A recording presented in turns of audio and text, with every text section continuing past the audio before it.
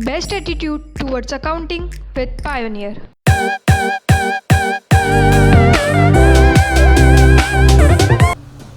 आनंद मंगल मजा में। हमारा अकाउंटिंग इक्वेशन बेसिक कंसेप्ट्स में कंप्लीट हुआ है। बीच बीच में मैंने कुछ आपसे थ्योरेटिकल पॉइंट्स भी डिस्कस करे थे जहाँ जहाँ जरूरत पड़ रही थी। कुछ बच्चों की डिमांड है कि सर थ्योरी वाला पोर्शन आप थोड़ा सा इकट्ठा एक साथ सारे पॉइंट क्लियर करते हैं। तो आज का हमारा ये वीडियो और हो सकता है 2 पार्ट में बने। इसमें हम अकाउंटिंग की बेसिक थ्योरी जो रहती है, शुरू के 2, 3, 4 टॉपिक्स होते हैं जिसको नॉर्मली सब जने अवॉइड करते हैं, मैं उनके जो इंपॉर्टेंट पॉइंट्स है उनके ऊपर आज डिस्कस कर रहा हूँ। ठीक है, चलो स्टार्ट करते हैं अपन। सबसे पहला पॉइंट आता है बेटा, लायबिलिटीज किसको कहते हैं। बिजनेस के अंतर्गत जो लायबिलिटीज होती है, लायबिलिटी मतलब क्या है? Liability means an amount on payable, मतलब हमारे को किसी को कुछ पे करना बाकी है तो वो हमारे लिए लायबिलिटी है। हम उसको बोल सकते हैं बेटा फ्यूचर ऑब्लिगेशन। पे करना जरूरी नहीं कि पे ही करना बाकी हो, हमें उसके बदले में कुछ देना पड़े। हो सकता हो मनी टर्म में कुछ अमाउंट पे करना बाकी हो या कोई सर्विस प्रोवाइड करना बाकी हो, है ना। तो कुछ भी हमको देना है और वो जो ऑब्लिगेशन है उसका मेजरमेंट हम मॉनेटरी टर्म में कर सकते हैं, वो हमारी लायबिलिटी है। ठीक है, मैंने गुड्स परचेज करा था 50,000 का, वो 50,000 मेरे को अमाउंट पे करना बाकी है, लायबिलिटी। मैंने किसी से 50,000 का लोन लिया है, मैंने क्रेडिट ली, मैंने पैसे उधार लिए, वो अमाउंट मेरे को पे करना बाकी है, वो लायबिलिटी है।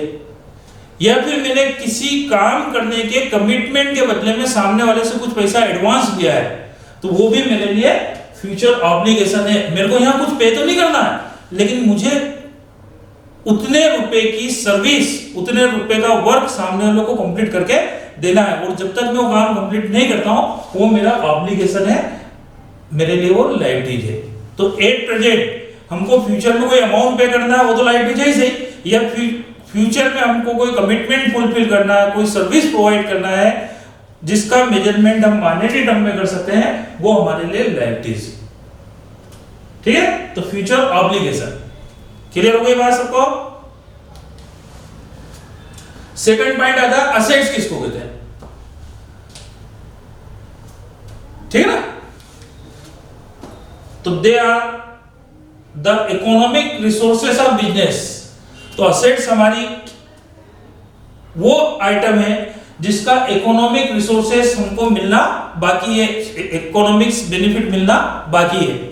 या फिर मेरे वर्ड्स में बोलूं बेटा, तो जिसका फ्यूचर बेनिफिट है, जिसका फ्यूचर बेनिफिट है वो असेट्स है। या फिर हम इसको बोल सकते हैं अनएक्सपायर्ड कास्ट।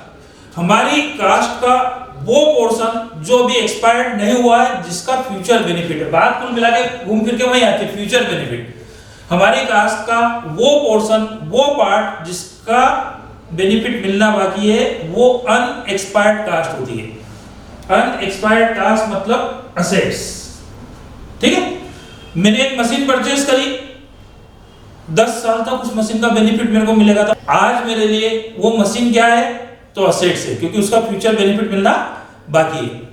मैंने किसी को गुड्स सेल करा, पार्टी से पेमेंट लेना बाकी है, तो मेरे लिए असेट्स है, क्योंकि उसका बेनिफिट मेरे को मिलना बाकी है। ठीक है ना, तो जिसका भी फ्यूचर बेनिफिट है वो असेट्स है। या फिर अनएक्सपायर्ड कास्ट, कास्ट का वो पोर्शन जो भी एक्सपायर्ड नहीं हुआ है, वो असेट्स है। ठीक है, एक सिंपल सा एग्जांपल देता हूं। आज मैं जब तक जिंदा हूं, जब तक मेरे बेटे के लिए, मेरे बच्चों के लिए मैं क्या हूं, असेट्स हूं।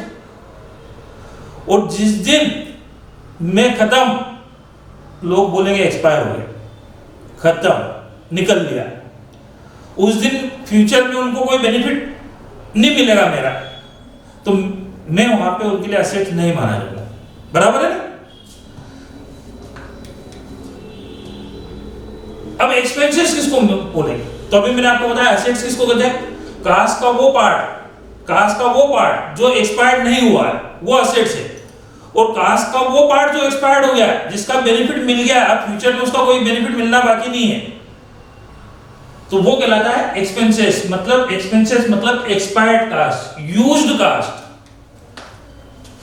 यूज्ड कास्ट और एक्सपायर्ड कास्ट। हमारी कास्ट का वो पोर्शन जो यूज हो गया है, जिसका बेनिफिट मिल गया है, फ्यूचर में कोई बेनिफिट मिलना बाकी नहीं है। फ्यूचर में बेनिफिट अगर मिलना बाकी है तो वो असेट्स हो गई। अब फ्यूचर में कोई बेनिफिट मिलना बाकी नहीं है, मतलब वो यूज्ड कास्ट है या एक्सपायर्ड कास्ट है, तो वो मेरे लिए एक्सपेंसेस है।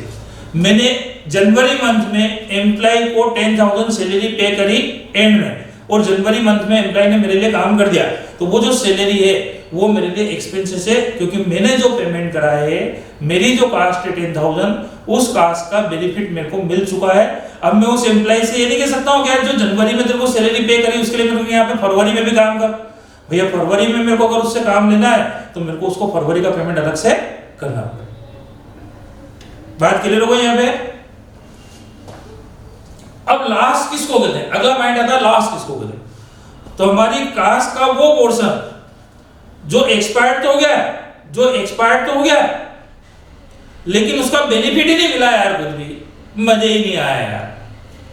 तो जो बेनिफिट ही नहीं मिला तो वो फिर हमारे लिए लॉस है। कहीं ना कहीं कुछ ना कुछ बेनिफिट मिला, कम मिला ज्यादा मिला ये एक अलग मैटर है, लेकिन कोई बेनिफिट मिला है तो वो एक्सपेंसेस है, और बेनिफिट नहीं मिला है तो वो लॉस है। तो हमारी कास्ट का वो पोर्शन जिसका फ्यूचर बेनिफिट मिलना बाकी है वो असेट्स है। कास्ट का वो पोर्शन जो एक्सपायर्ड नहीं हुआ है वो असेट्स है। कास्ट का वो पोर्शन जो एक्सपायर्ड हो गया है और एक्सपायर्ड हो गया और उसका बेनिफिट मिला है तो वो एक्सपेंसेस है। और एक्सपायर्ड हो गया लेकिन उसका कोई बेनिफिट ही नहीं मिला, वो लॉस है। Portion of the expired cost of which the firm receive no benefits. तो कास्ट का वो पोर्शन जो एक्सपायर्ड हो गया है और जिसका फर्म को कोई बेनिफिट नहीं मिला है वो लॉस है। Is it clear? एक एग्जांपल लेके मैं आपको समझाता हूं और अच्छी तरह से बात क्लियर होगी। गुड्स परचेज 1 लाख, मैंने गुड्स परचेज करा तो मेरी परचेज की कास्ट हो गई 1 लाख, बराबर। अब इस 1 लाख की कास्ट में से 1 लाख के गुड्स में से मटेरियल मेरे पास एंड में अभी भी बचा हुआ है, एंड में बचा हुआ है अनसोल्ड गुड्स, जिसको हम बोलते हैं स्टॉक। तो ये जो 1 लाख रुपए हमारी जेब से गुड्स के लिए लगे थे, उसमें से कुछ मटेरियल अभी भी आज की तारीख में हमारे पास बचा हुआ है अनसोल्ड गुड्स, मतलब स्टॉक 20,000 का। तो 1 लाख में से 20,000 का मटेरियल एट प्रेजेंट मेरे पास है, ठीक है ना। इसका मतलब 80,000 का मटेरियल गया, खत्म हो गया। कहां गया? एक मैटर अलग गया। तो 1 लाख के दो पार्ट हुए कि भैया 20,000 का मटेरियल अभी भी रखा हुआ है, मतलब ये 20,000 मटेरियल का फ्यूचर बेनिफिट है। तो ये तो हमारे लिए हो गया असेट्स, क्योंकि ये जो मटेरियल रखा हुआ है फ्यूचर में हम इसको सेल करेंगे या कहीं पे भी इसका कुछ बेनिफिट मिलेगा, ये कहा। और बाकी का मटेरियल मेरे यहां से गया, कितने का गया? 80,000 का। अब इस 80,000 में से मोस्टली मटेरियल मैंने सेल कर दिया, और वो मटेरियल जो सेल करा उसकी कास्ट है, कास्ट ऑफ गुड्स सोल्ड 75,000। तो ये जो मटेरियल मैंने सेल करा 75,000 का, इसमें से जिसको भी मैंने मटेरियल सेल करा उससे मेरे को सेलिंग प्राइस का अमाउंट मिला हो सकता है मटेरियल मैंने 70 में सेल करा हो सकता है 80 में सेल करा हो सकता है मैंने 1 लाख में सेल करा 120 में सेल करा। तो इसका कहीं ना कहीं बेनिफिट मेरे को मिला, कम मिला ज्यादा मिला ये एक अलग मैटर है। बिजनेस कर रहे हैं तो प्रॉफिट लॉस प्लस माइनस तो चलता ही है। तो ये कास्ट का वो पोर्शन है एक्सपायर्ड कास्ट का जिसका कहीं ना कहीं कोई बेनिफिट मिला है, तो ये मेरे लिए एक तरह से देखा जाए तो ये एक्सपेंसेस है। और इसमें से 5,000 का मटेरियल मेरे यहां से चोरी हो गया, जल गया, goods loss by fire, goods loss by theft, goods loss by accident. तो 5,000 का मटेरियल गया तो सही है। तो जो मटेरियल की कास्ट एक्सपायर्ड हो गई है उसमें से 5,000 की कास्ट का वो पोर्शन है जिसका कोई बेनिफिट नहीं मिला, आग लग गई, पूरा मटेरियल गया, चोरी हो गई, पूरा मटेरियल गया। तो ये 5,000 मेरे लिए क्या हो गया? लॉस। तो अब इस 1 लाख की कास्ट के हमने दो पार्ट करे। सबसे पहले अनएक्सपायर्ड कास्ट और एक्सपायर्ड कास्ट, मतलब 20,000 रुपए का मटेरियल अभी भी है और बाकी का मटेरियल गया, तो 80 का गया, 20 का बचा। तो जो बचा वो अनएक्सपायर्ड कास्ट है, जिसका बेनिफिट अभी मिलना बाकी है। तो ये एसेट्स हो गया। अब ये जो मटेरियल यूज्ड हो गया, खत्म हो गया, ये कास्ट खत्म हो गई है, इसमें से 75,000 का मटेरियल सेल हुआ है, तो कहीं ना कहीं सेलर कस्टमर से मेरे को कुछ ना कुछ अमाउंट तो मिलेगा, इसका कहीं ना कहीं कोई बेनिफिट मिलेगा, कम ज्यादा वो एक मैटर ना लगे। तो ये एक्सपेंसेस हो गया। और इसमें से 5,000 का मटेरियल मेरे यहाँ से चोरी हो गया, जल गया, टूट गया, फूट गया, डैमेज हो गया, तो वो मेरे लिए लॉस है।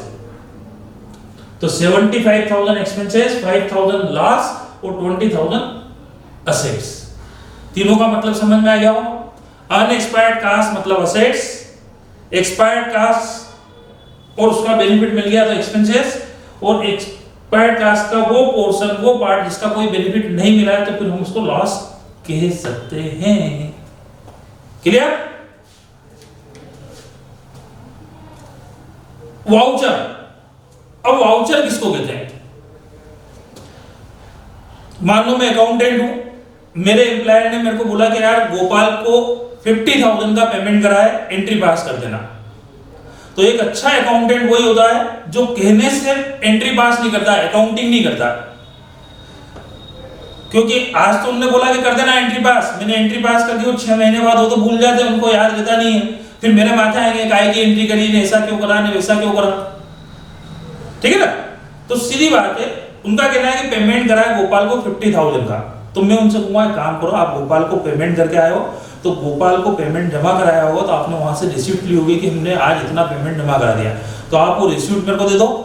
वो रिसीप्ट में मेरे पास फाइल करके अवेयर के संभाल के रखूंगा, और जैसे ही वो रिसीप्ट मेरा हाथ में आएगी मैं एंट्री पास कर दूंगा।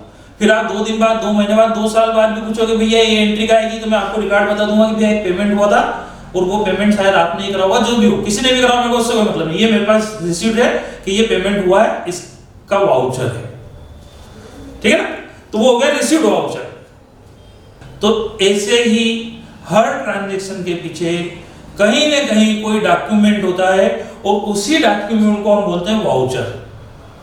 तो मैं जिनको भी पेमेंट करता हूं तो वहां से रिसीप्ट लेके आता हूं। हमारे यहाँ पे जितने भी कस्टमर्स पेमेंट करके जाते हैं, तो हम उनको रसीद बना के देते हैं कि भैया आपके अकाउंट में इतना अमाउंट डिपॉजिट हो गया है, ये आप, ठीक है। और हर वाउचर पे आप गौर करो तो उसकी 2 कापियां होती है, मेन कापी और एक कार्बन कापी।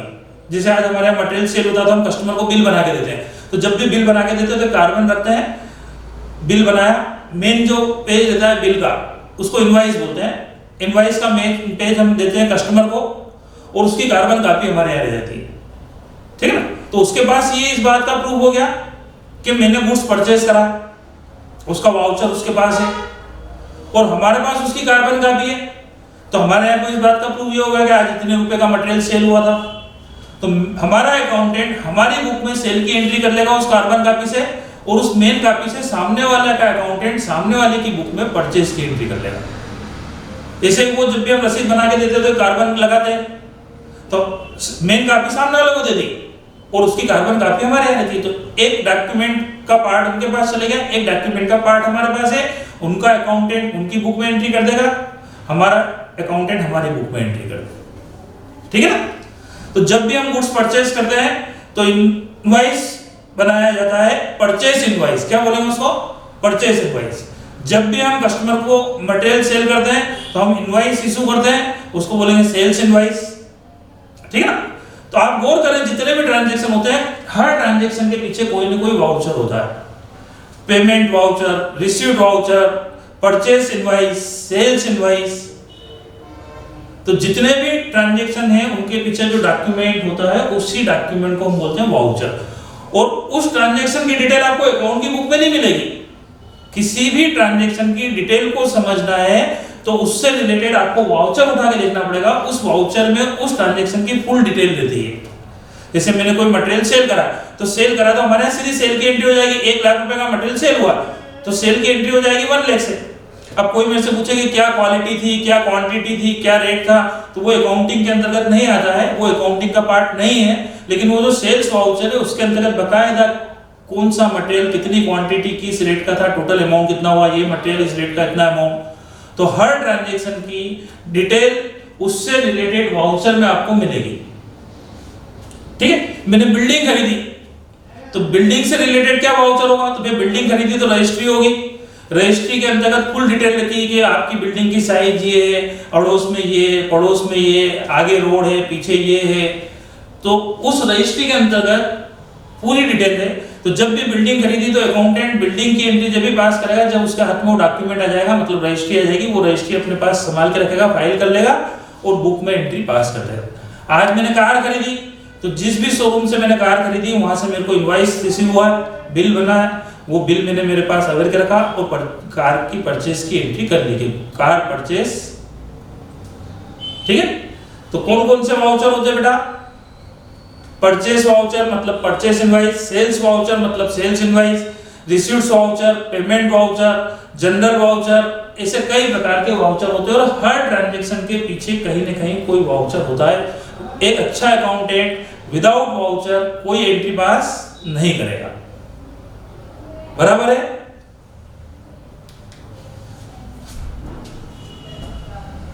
तो voucher is an evidence of a business transaction. Voucher जो है इस बात का एक एविडेंस है कि ये बिजनेस ट्रांजैक्शन हुआ है, उसका डॉक्यूमेंट है। ठीक है। Voucher is an evidence of a business transaction और हर ट्रांजैक्शन के पीछे कोई ना कोई वाउचर होता है। जब हम सप्लायर को मटेरियल रिटर्न करते हैं तो परचेस के केस में इनवॉइस होता है परचेस इनवॉइस, सेल्स के केस में इनवॉइस होता है सेल्स इनवॉइस। जब हम रिटर्न करेंगे तो वहां बिल नहीं बनता है, वहां बिलिंग नहीं होती है, वहां इनवॉइस नहीं है। तो एक नोट बनाया जाता है, हमारा जो भी लेटर हेड होता है उस लेटर हेड पे हम एक नोट बनाते हैं, उसको बोलते हैं डेबिट नोट और क्रेडिट नोट। क्या बोलेंगे? डेबिट नोट और क्रेडिट नोट। आप जो भी एंट्री पास कर रहे हो, जैसे परचेस रिटर्न की हम एंट्री पास करते हैं, परचेस रिटर्न को क्रेडिट करते हैं और पार्टी को डेबिट करते हैं। क्या करते हैं? पार्टी को डेबिट करते हैं। तो परचेस रिटर्न में पार्टी का अकाउंट क्या हो रहा है? डेबिट हो रहा है। तो मैं जब भी सप्लायर को माल रिटर्न करूंगा तो एक नोट बनाऊंगा जिसको मैं बोलूंगा डेबिट नोट। उसके अंदर बकायदा लिखूंगा ये मटेरियल, ये क्वांटिटी, ये रेट, टोटल अमाउंट इतने का, ये मटेरियल मैंने आपको रिटर्न करा और सामने वाले से उस डॉक्यूमेंट पे सिग्नेचर कर रख के ले लूंगा। एक कॉपी उसके पास रहेगी, वही 2 कॉपी में बनेगा, एक कॉपी उसके पास रहेगी, एक कॉपी मेरे पास रहेगी। क्योंकि मैंने सप्लायर को मटेरियल रिटर्न कर दिया और वो लेके और भूल जाए, बाद में हिसाब में तो पूरे पैसे की डिमांड करेगा। 1 लाख रुपए का मटेरियल परचेस करा था, 10,000 का मटेरियल मैंने रिटर्न कर दिया, तो रिटर्न करके आ गया, उसने लेके रख लिया और भूल गया और बाद में उसका फोन आ जाएगा भाई 1 लाख रुपए पूछा तो, जबकि मेरा हिसाब से उसका हिसाब बनता 1 लाख माइनस 10,000 मतलब 90,000। ठीक है ना। तो बाद में बोलेगा तो मुझसे बोलूंगा मैंने मटेरियल वापस करा तो था, तो कहेगा कब करा था, मेरे को तो ध्यान ही नहीं, आपने कोई मटेरियल रिटर्न नहीं करा, है ना। तो सीधी बात है कि भैया ओरली कुछ भी नहीं। जब भी मैंने परचेज रिटर्न करा था तो मैं एक नोट बना के लेके गया था जिसको मैं बोलूंगा डेबिट नोट। उसके अंतर्गत मैंने पूरी मटेरियल की डिटेल लिखी और उससे साइन करवा के लेके आ गया। बाद में क्या 6 महीने बाद क्या 6 साल बाद भी वो बोलेगा तो मैं बोलूंगा ये देखो आपको मटेरियल रिटर्न करके गया था, ये मटेरियल था इतने रुपए का था और ये आपके सिग्नेचर है। ऐसे कस्टमर से जब मटेरियल रिटर्न आएगा सेल रिटर्न, तो सेल रिटर्न की एंट्री अपन करते हैं sales return account year to debtors, मतलब पार्टी के अकाउंट को डेटर्स के अकाउंट को करते हैं क्रेडिट नोट। तो जब भी कस्टमर से मटेरियल वापस आया था तो उससे मटेरियल वापस लेके रख लेते हैं और उसको एक नोट बना के देंगे जिसको बोलेंगे क्रेडिट नोट कि ये मटेरियल, ये रेट, ये क्वांटिटी, इतने रुपए का टोटल मटेरियल आपसे रिटर्न आ गया। ठीक है। तो परचेस रिटर्न और सेल रिटर्न के केस में debit note, credit note, purchase के केस में परचेस इनवॉइस, सेल्स के केस में सेल्स इनवॉइस। जब भी हमको कैश रिसीट्स होता है तो रिसीट वाउचर, जब भी हम किसी को पेमेंट करते हैं तो पेमेंट वाउचर और एक जनरल वाउचर। ऐसे कुछ ट्रांजैक्शन ऐसे भी होते हैं जिससे रिलेटेड कोई डॉक्यूमेंट नहीं होता है तो केस मेमो या जनरल वाउचर, मतलब वो एक डॉक्यूमेंट हम तैयार करते हैं, इस पर लिख लेते हैं, वो सामने वाली पार्टी के सिग्नेचर ले लेते हैं, उसको बोलते हैं जनरल वाउचर। क्लियर। हर ट्रांजैक्शन के पीछे कोई ना कोई डॉक्यूमेंट होता है और वो डॉक्यूमेंट इस बात का प्रूफ है, एविडेंस है कि ये ट्रांजैक्शन हुआ था। और एक अकाउंटेंट विदाउट वाउचर कोई भी जनरल एंट्री पास नहीं करेगा। मेरी बात आपको अच्छी तरह से समझ में आ गई होगी। स्टॉक, स्टॉक किसको कहते हैं? तो जो बिजनेसमैन जिस कमोडिटी का बिजनेस करता है वो कमोडिटी उसके पास में बिना बिकी हुई जो पड़ी रहती है वो कहलाती है अनसोल्ड गुड्स, और अनसोल्ड गुड्स को ही हम स्टॉक बोलते हैं। आज मेरे पास कार रखी है तो मैं स्टॉक नहीं बोलूंगा, मैं उसको बोलूंगा असेट्स। स्टॉक भी असेट्स ही है, पर उसके लिए टर्म कार ही होगा कि भैया कार इतने की, मशीन इतने की, फर्नीचर इतने का है। लेकिन मेरी दुकान में, मैं क्लॉथ मर्चेंट हूं, मेरी दुकान में 1 लाख रुपए का मटेरियल आज की डेट में रखा हुआ है, तो 1 लाख रुपए का स्टॉक, ठीक है। स्टॉक मतलब अनसोल्ड गुड्स। आप जिस कमोडिटी का बिजनेस करते हो वो कमोडिटी ही आपके लिए गुड्स है, और गुड्स एंड में बिना बिका हुआ अनसोल्ड अगर आपके पास बचा हुआ है तो वो कहलाता है स्टॉक। क्लियर? अब डेड स्टॉक किसको कहते हैं? मोस्टली लोग कहते हैं कि ऐसा गुड्स, ऐसा मटेरियल जो बिक नहीं पा रहा है, डैमेज हो गया, खराब हो गया, तो उसको बोलते हैं dead stock. Normal rough language में डेड स्टॉक का मतलब यही निकाला जाता है। और कई व्यापारी भी बोलते हैं अरे यार माल डेड स्टॉक हो गया यार, साला बिक ही नहीं रहा है, बराबर है। तो स्टॉक मतलब अनसोल्ड गुड्स, और डेड स्टॉक मतलब लोग बोल देते हैं जो माल बिक नहीं रहा, खराब हो जाता है, डैमेज हो जाता है, तो वो डेड स्टॉक है। बट अकाउंटिंग में डेड स्टॉक का मतलब वो मटेरियल नहीं होता है जो आपके यहाँ बिना बिका हुआ रखा हुआ है, खराब हो गया या हो गया। क्योंकि ऐसा कहा जाता है, कहावत है कि स्टॉक कभी भी डेड नहीं होता है, स्टॉक कभी भी डेड नहीं होता है। आज मैंने कोई कपड़ा खरीदा, क्लॉथ मर्चेंट हूं, कपड़ा खराब हो गया, उसका कलर उड़ गया, फट गया, तो ठीक है भैया, तो क्या डेड थोड़ी हो गया, बिक जाएगा, वो बिक जाएगा। वो बात अलग है कि कम रेट पे बिकेगा या ज्यादा रेट पे बिकेगा। भाई बिजनेस कर रहा है, कभी प्लस कभी माइनस, वो तो चलता ही है, लेकिन बिक जाएगा। हो सकता है वो 100 रुपए मीटर का कपड़ा 100 रुपीज पर मीटर में नहीं बिके, 150 पर मीटर में नहीं बिके, 200 पर मीटर में नहीं बिके, 10 रुपीज पर मीटर में बिके, पर बिकेगा। स्क्रैप के रेट पे बिकेगा, पर बिकेगा, ठीक है ना। तो बिजनेस कर रहा है, प्लस माइनस तो चलता ही है। तो स्टॉक कभी भी डेड नहीं होता है। बिजनेस में एक और कहावत है कि दादा खरीदे पोता बेचे। हो सकता है कि कोई मटेरियल आपके दादाजी ने उनके जमाने में खरीदा था, कई टाइम से वो मटेरियल बिक ही नहीं रहा था, बिक ही नहीं रहा था, बिक ही नहीं रहा था, पड़ा हुआ था। आज कस्टमर आ गया, वो आज बिक गया। हमारे दादाजी ने एक मटेरियल खरीद के रखा था, रेडीमेड गारमेंट्स की दुकान है, जीन्स खरीद के रखी थी 20 साल पहले, 50 साल पहले, है ना। वो जीन्स पीछे पड़ी हुई थी, चूहे काट गए, जगह जगह से फट गई थी। तो उस जमाने में फटी जीन्स कौन पहनेगा, बिक ही नहीं रहा था, 50 साल हो गए। अभी 2-3 कस्टमर आए मेरे पास, अरे वो फटी वाली जीन्स आती है ना, और मैंने कहा कैसी, तो वो फटी हुई आती है, बिल्कुल अलग टाइप की। मैंने कहा फाड़ के दे देता हूँ अभी, तो कि नहीं वो तो वैसी आती है, अलग ही दिखती हो। तो अपने यहाँ चूहे की काटी हुई, चूहे काट गए थे उसको, वो अलग ही दिख रही थी, बिल्कुल बिल्कुल अच्छा रेसा रेसा खेला हुआ दिख रहा था। हाँ यही वाली। तो वो जीन्स वाली जो 50 रुपए में कोई नहीं खरीद रहा था, आज एक कस्टमर 5000 रुपए में ले गया, मतलब बिका तो सही ना। तो स्टॉक कभी भी डेड नहीं होता है। दादा खरीदे पोता बेचे। हमने मटेरियल खरीदा, हो सकता है बिकने में 1 घंटे में बिक जाए, 2 दिन में बिक जाए, 10 दिन में बिक जाए, 2 महीने में बिके, और नहीं तो 10 साल बाद बिके, लेकिन बिकेगा जरूर, या तो कम रेट पे या ज्यादा रेट पे। तो स्टॉक कभी भी डेड नहीं होता है। तो फिर अपने सामने क्वेश्चन आता है डेड स्टॉक किसको कहते हैं। तो ऐसी फिक्स असेट्स जो वर्किंग पोजीशन में नहीं है, ऐसी fix assets, such fix assets which are not in working position is known as a dead stock. किसको कहेंगे डेड स्टॉक? ऐसी फिक्स असेट्स जो वर्किंग पोजीशन में नहीं है, उसके लिए डेड स्टॉक टर्म का यूज किया जाता है। जैसे हमारे यहाँ पे एक 4 लेन बन रहा था, पहले 2 लेन था, तो वो लाइट जलती थी, रास्ते में पोल थे, ठीक है ना। अब वहां 4 लेन बन रहा है, तो वो पोल हट गए, वहां बड़ा रोड हो गया, अंडरग्राउंड लाइन डल गई एमपीईबी की। लेकिन उस रोड पे आज भी 10 पोल गड़े हुए हैं जिसपे इलेक्ट्रिक सप्लाई नहीं होती है। तो वो 10 पोल आज भी जिसपे इलेक्ट्रिक सप्लाई नहीं हो रही है, वो किसकी एसेट्स है? तो कि वो एमपीईबी की एसेट्स है। तो भैया वो उनके पोल वहां से निकाल के उनकी वर्कशॉप पे पहुंचा दे। तो एमपीईबी का कहना है कि यार वो पोल को निकालना, और उसमें बहुत मगजमारी रहती है, पूरी इंजीनियर्स की टीम जाएगी, एक्सपर्ट टीम जाएगी।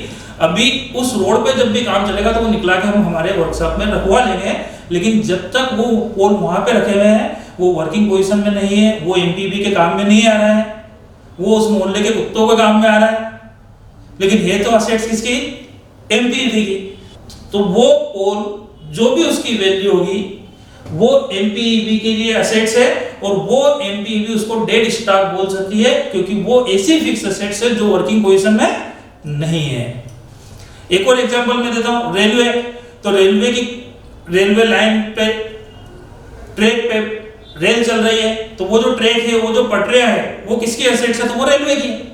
तो कई ट्रैक, कई पटरियां आज भी ऐसी है जो किसी जमाने पे उन पर ट्रेन चलती थी, आज उन पर ट्रेन नहीं चलती है। ठीक है ना, मतलब वो ट्रैक, वो लाइन वर्किंग पोजीशन में नहीं है। तो वो जो लाइन डली हुई है वो किसकी एसेट्स है? तो वो रेलवे की एसेट्स है।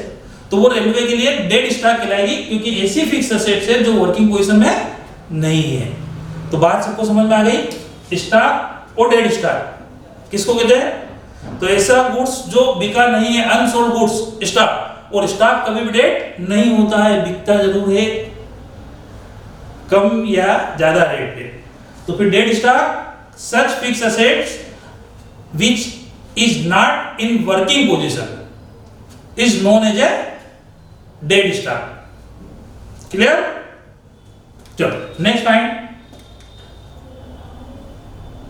अकाउंटिंग इज द आर्ट और साइंस। अकाउंटिंग क्या है? आर्ट है कि साइंस है? तो कई डेफिनेशन में लिखा रहता है accounting is the art of recording and classifying. ठीक है ना, तो यहां अपन बोलेंगे बेटा अकाउंटिंग जो है आर्ट भी है और साइंस भी है। अकाउंटिंग को आर्ट इसलिए बोला जा सकता है कि अकाउंटिंग स्टेटमेंट जब हम फाइनेंशियल स्टेटमेंट कंप्लीट करते हैं तो हम उसको थोड़ा सा मॉडिफाई कर सकते हैं, अपने हिसाब से चेंज कर सकते हैं। जैसे कंपनी के फाइनेंशियल स्टेटमेंट प्रेजेंट करने का तरीका अलग होता है ना, तो वहां वो अपने हिसाब से थोड़ा सा अपडेट कर सकते हैं। तो अपन बोल सकते हैं अकाउंटिंग इज द आर्ट। लेकिन जब बात आती है अकाउंटिंग की, तो कोई भी बिजनेसमैन, चाहे सोल ट्रेड हो, चाहे पार्टनरशिप हो, चाहे कंपनी हो, वो अकाउंटिंग के प्रिंसिपल्स को, अकाउंटिंग के रूल्स को फॉलो करते हुए अकाउंटिंग करेंगे। तो इसका मतलब वहां प्रिंसिपल अप्लाई होते हैं, तो इसका मतलब वो साइंस है। सैलरी पेड, तो सोल ट्रेड हो, पार्टनरशिप फर्म हो या कंपनी हो, वो सैलरी अकाउंट डेबिट ही होगा और कैश अकाउंट क्रेडिट ही होगा। ऐसा नहीं है कि कंपनी है तो कि सैलरी को क्रेडिट कर दो, तो नहीं, ऐसा थोड़ी होता। सैलरी जब भी पेड करेंगे तो सैलरी अकाउंट डेबिट ही होगा। तो फिर इसका मतलब यहाँ प्रिंसिपल अप्लाई हो रहा है, रूल्स अप्लाई हो रहा है, मतलब यहाँ पे ये साइंस है। तो अपन बोलेंगे बेटा accounting is the art and science. बराबर है? यूजर्स ऑफ अकाउंटिंग इंफॉर्मेशन, तो वो जो हम अकाउंटिंग करते हैं वो किसके काम में आती है? अकाउंटिंग के यूजर्स कौन कौन है? तो अकाउंटिंग के यूजर्स को हम नॉर्मली दो कैटेगरी में क्लासिफाई करते हैं, internal users and external users. Internal and external, accounting के यूजर्स को हम दो कैटेगरी में क्लासिफाई कर रहे हैं, internal users and external users. Number one, internal users. Internal users मतलब ऑनर, सोल ट्रेड है तो सिंगल पर्सन, पार्टनरशिप फॉर्म है तो पार्टनर्स, कंपनी है तो शेयर होल्डर्स। ठीक है ना, तो ये इंटरनल यूजर्स में आएंगे। ठीक है, मैनेजमेंट के लोग, एम्प्लॉय, आपकी कंपनी के एम्प्लॉय, आपके फर्म के एम्प्लॉय, वर्कर्स, कहीं ना कहीं अपने ऑर्गेनाइजेशन की अकाउंटिंग को डायरेक्ट या इनडायरेक्ट वॉच करते हैं। वॉच करने का तरीका डायरेक्ट भी हो सकता है, इनडायरेक्ट भी हो सकता है। तो ये सब अकाउंटिंग के इंटरनल यूजर्स है। एम्प्लॉय कंपनी में, फर्म में, ऑर्गेनाइजेशन को वॉच करता है, कैसा चल रहा है, अच्छा चल रहा है कि नहीं चल रहा है। यदि ये ऑर्गेनाइजेशन की हालत खराब है तो यहाँ से अपन रिजाइन करें, दूसरी जगह ज्वाइन कर लें, तो वो कहीं ना कहीं अकाउंट पे वॉच कर रहे हैं, पोजीशन पे वॉच कर रहे हैं। तो ये अकाउंट के यूजर्स हो गए, वो कहलाएंगे इंटरनल यूजर। मैनेजमेंट के लोग, मैनेजमेंट में डिसीजन पॉलिसी बनाने के लिए अकाउंट को डायरेक्ट ही वॉच करते हैं, ऑनर्स डायरेक्ट वॉच करते हैं। तो ये सब अकाउंटिंग के इंटरनल यूजर्स है। ठीक है, तो ऑनर्स, मैनेजमेंट और एम्प्लॉय इंटरनल यूजर की कैटेगरी में आते हैं। अब बात करते हैं एक्सटर्नल यूजर्स।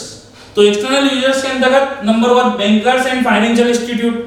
तो कोई भी फर्म से अगर आप कोई लोन लेने जा रहे हैं, किसी भी पर्सन से, किसी फाइनेंशियल इंस्टीट्यूट से, बैंक से, तो वो आपके रिकॉर्ड्स कॉल करते हैं कि पिछले 3 साल के आपके फाइनेंशियल स्टेटमेंट लाके दे दो, आपकी इनकम, आपकी फाइनेंशियल पोजीशन देख के हम आपको लोन सेंक्शन करना है या नहीं करना है, और करना है तो क्या अमाउंट आपको सेंक्शन किया जा सकता है, वो डिसाइड करते हैं। Number 2, investor.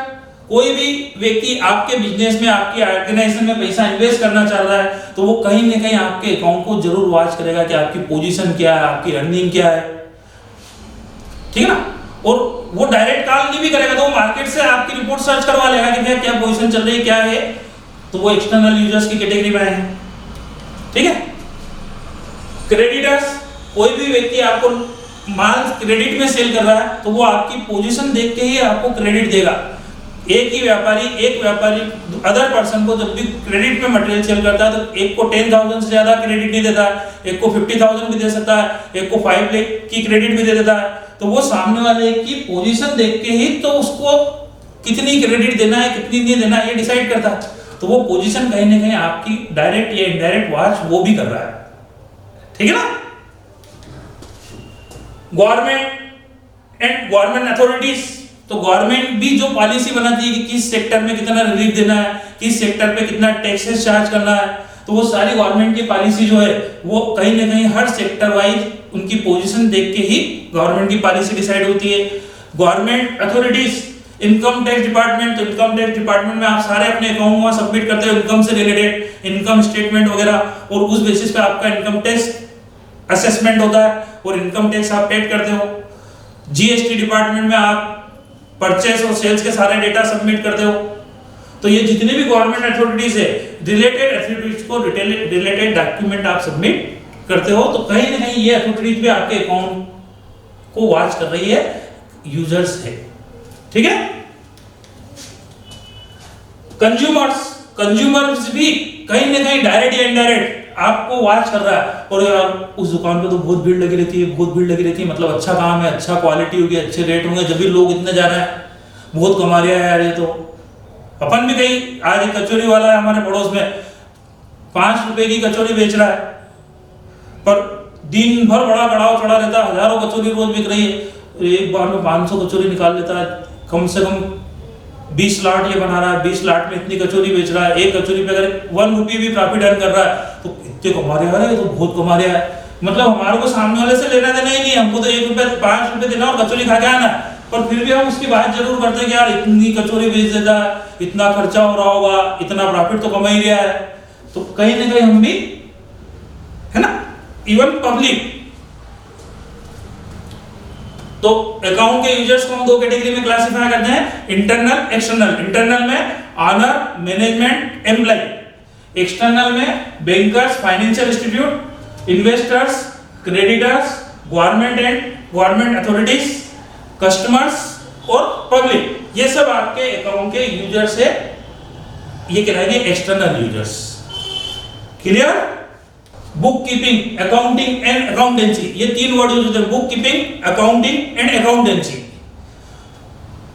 तो जहां बुक कीपिंग का एंड होता है वहां से अकाउंटिंग चालू होती है। बुक कीपिंग मतलब बुक मेंटेन करना। अकाउंट की 2 ही बुक होती है, primary book, secondary book, book of original entry, book of secondary entry, जिसको हम बोलते हैं जनरल लेजर। तो हमारा कोई भी ट्रांजैक्शन हुआ नहीं कि हमने उसको रिकॉर्ड करा, जनरल बुक में जनरल एंट्री पास करी, और लेजर बुक में हमने उसकी पोस्टिंग करी। जैसे ही लेजर बुक में पोस्टिंग हुई, हमारी दोनों बुक मेंटेन हो रही, साल भर ये सिस्टम चलता रहता है। तो यहाँ पे बुक कीपिंग में केवल बुक मेंटेन करना, रिकॉर्ड मेंटेन करना, और बुक 2 ही होती है, प्राइमरी बुक और सेकेंडरी बुक। ठीक है ना। यहाँ बुक कीपिंग का एंड हो जाता है, जनरल लेजर पे बुक कीपिंग का क्या हो जाता है, एंड हो जाता है। और फिर ईयर एंडिंग में हम सारे लेजर की टोटलिंग बैलेंसिंग करके फाइनेंशियल स्टेटमेंट बनाते हैं। ठीक है ना। तो जहां बुक कीपिंग का एंड हुआ वहां से अकाउंटिंग चालू हो गई, जहां बुक कीपिंग का एंड हुआ वहां से अकाउंटिंग चालू हुई। मतलब ट्रायल बैलेंस, मतलब जिसको हम बोलते हैं समराइजिंग। ठीक है, ट्रायल बैलेंस और फाइनेंशियल स्टेटमेंट। तो जहां बुक कीपिंग का एंड होता है वहां अकाउंटिंग होती है, मतलब अकाउंटिंग के अंतर्गत बुक कीपिंग इन्वॉल्व है। ठीक है। अभी फाइनेंशियल स्टेटमेंट कंप्लीट हो गया, उसका एनालिसिस हम करते हैं और उसको कम्युनिकेट कर देते हैं। अब अकाउंटेंसी, तो accounting normally sole trade, partnership, company सभी करते हैं, लेकिन अगर आपने रूल्स रेगुलेशन को फॉलो करते हुए अकाउंटिंग करी है तो वो अकाउंटेंसी। जैसे कंपनी अकाउंट्स, तो कंपनी के जब स्टेटमेंट कंप्लीट होते हैं तो कंपनी बकायदा एक अकाउंटिंग स्टैंडर्ड, एक रूल्स रेगुलेशन को अप्लाई करते हुए अपने यहाँ पे सारे रिकॉर्ड कंप्लीट करती है। जनरल लेजर में तो वहां पे भी कोई प्रॉब्लम नहीं, मतलब बुक कीपिंग में वहां भी कोई प्रॉब्लम नहीं, फाइनेंशियल स्टेटमेंट वहां पे भी बनेगा, मतलब अकाउंटिंग वहां पे भी होगी, लेकिन उन अकाउंटिंग को बकायदा रूल्स रेगुलेशन को फॉलो करते हुए हम कंप्लीट करते हैं तो वो अकाउंटेंसी का पार्ट है। तो अकाउंटेंसी के अंदर अकाउंटिंग और बुक कीपिंग दोनों इन्वॉल्व है, और बुक अकाउंटिंग के अंतर्गत बुक कीपिंग इन्वॉल्व है, बराबर है। तो बुक कीपिंग मतलब जनरल लेजर, जहां पे बुक कीपिंग एंड होती है वहां से अकाउंटिंग चालू होती है, और वो अकाउंटिंग यदि रूल्स रेगुलेशन को फॉलो करते हुए की गई है, कंपनी के लिए कंपनी लॉ फॉलो करते हुए, तो वो accountancy. Clear? Bookkeeping, accounting and accountancy, बात सबको क्लियर हो गई? बुक कीपिंग मतलब बुक मेंटेन करना, बुक मेंटेन हो गई उसके बाद में उसको समराइज करना, मतलब वही ट्रायल बैलेंस और फाइनेंशियल स्टेटमेंट। यहां हो गई अकाउंटिंग, और वो जो अकाउंटिंग हुई है बकायदा रूल्स रेगुलेशन को फॉलो करते हुए, अकाउंटिंग स्टैंडर्ड्स का पालन करते हुए वगैरह, कंपनी है तो कंपनी लॉ को फॉलो करते हुए, तो रूल्स रेगुलेशन के हिसाब से हुई है, तो वो अकाउंटेंसी का पार्ट है। ठीक है? सोल ट्रेड के अंतर्गत स्पेसिफिक कोई रूल्स रेगुलेशन अप्लाई नहीं होते, कर दो फटाफट सारे लेजर की टोटलिंग बैलेंसिंग करो, फाइनल अकाउंट बना दो, कोई दिमाग नहीं लगाना। लेकिन बात जब कंपनी की आती है तो कंपनी लॉ, अकाउंटिंग स्टैंडर्ड्स को फॉलो करते हुए सब कंप्लीट किए जाते हैं, तो वो अकाउंटेंसी, बराबर है। ब्रांचेस ऑफ अकाउंट, अकाउंट की ब्रांचेस, अभी अपन बात 11 के हिसाब से कर रहे हैं, बहुत ज्यादा मैं डिटेल में भी नहीं जा रहा हूं। सबसे पहले financial accounting, cost accounting, management accounting, तो अकाउंट की ये ब्रांचेस है। फाइनेंशियल अकाउंटिंग हर बिजनेसमैन फॉलो करता ही करता है। जब आपका बिजनेस बहुत लार्ज स्केल पे चलता है, आप मटेरियल की एक एक step by step cost calculate करना चाहते हो, तो आप कास्ट अकाउंट भी मेंटेन कर सकते हो। ठीक है? बहुत लार्ज स्केल पे करते हो, एक एक प्लानिंग करना पड़ती है। तो मैनेजमेंट अकाउंटिंग, मैनेजमेंट अकाउंटिंग के अंतर्गत आप एक एक चीज डिसीजन लेने के लिए एक स्टेप बाय स्टेप चीजें अलग अलग कैलकुलेट करते हो। तो ये सब अकाउंटिंग की ब्रांचेस है, financial account, cost account and management accounting. इसके अलावा भी होती है, पर अभी 11th में इतना ही सफिशिएंट है, एंड मोर। क्लियर? तो अकाउंटिंग की ब्रांचेस में भी अपन केवल 3 पॉइंट ही ध्यान रखें, financial account, cost accounting and management accounting. Accounting process क्या है? तो जैसे अभी अपन अकाउंटिंग स्टार्ट कर ही रहे हैं, बस है ना, नेक्स्ट लेक्चर उसी पे बनेगा। तो अकाउंटिंग में सबसे पहले तो कुछ हुआ नहीं, तो भैया क्या हुआ नहीं? तो भैया ट्रांजैक्शन या इवेंट। ठीक है? और वो ट्रांजैक्शन या इवेंट जो भी हुआ है, उसको सबसे पहले हमको आइडेंटिफाई करना क्या, आज हमारे यहाँ ये हुआ, और जो हुआ उसका मेजरमेंट यदि मॉनेटरी टर्म में कर सकते हैं तो उसको मेजर करना है। तो सबसे पहले आइडेंटिफाई करना है ट्रांजैक्शन और इवेंट को, फिर उसका मेजरमेंट मॉनेटरी टर्म में हो रहा है, तो वो अकाउंटिंग का पार्ट है। नॉन मॉनेटरी टर्म से रिलेटेड इवेंट्स वगैरह अकाउंटिंग के पार्ट नहीं है। गुड्स परचेज, तो भैया आप क्वालिटी मत बताओ, क्वांटिटी मत बताओ, ग्रेड मत बताओ, रेट मत बताओ, आप तो बताओ गुड्स परचेज ₹50,000। ठीक, तो गुड्स परचेज ट्रांजैक्शन है और उसका मेजरमेंट हमने कर लिया 50,000 का। ठीक है? आज आग लग गई तो आग का लगना क्या इवेंट है। क्या हुआ तो कुछ नहीं हुआ, तो कुछ नहीं हुआ तो हुआ जाए, अकाउंटिंग का पार्ट नहीं है। तो आग लगना एक इवेंट तो है। तो आज आग लग गई, उसमें हमारा गुड्स का लॉस हुआ है 50,000 का, तो गुड्स लॉस बाय फायर